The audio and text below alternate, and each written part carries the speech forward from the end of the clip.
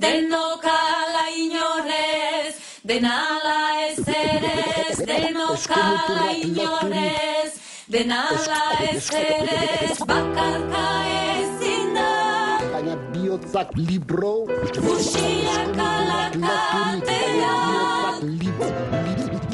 denok ala inorez, denala ez erez, denok ala inorez, denala ez erez. Dinamikin hasieri buruz preguntuz, nik uste pendala hilabete batzuk egindako eskualdeko bilgune orokorrera jendea dira ez.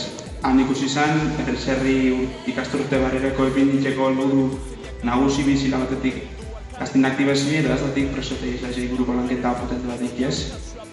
Eta horren hildora, izan denak ala inorrez ekimen nazionala ardatzartute lanketa hoik ez, 2 hilabeteko lanketa hoik. Lanketa honen helburu zein da? Eskualdeko bilgune erabak izan modun, batetik eiki kastin aktibazioa eta bestetik presotei izlaizei buruko lanketa potolo bat.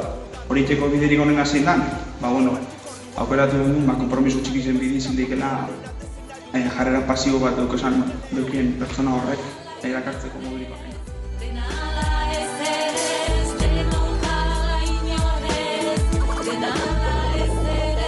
Denok ala inorez, erraipea errezigitea zailago doa, gehiago errangabe, azkareko eskolako la boltsa, betez Victoriako semea dago gau. Abendu hasieran lekitxone aurkezpena eta gero 2 hilabete eta Erdixan, herri desberdinetan, ekintza desberdinak india.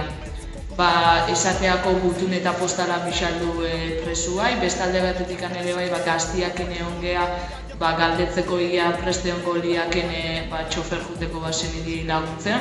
Bestalde batetik ere hitzaldi desberdinak egin dira eta bat komentatziarren espetxia eta espazioa buruzko hitzaldi eman da.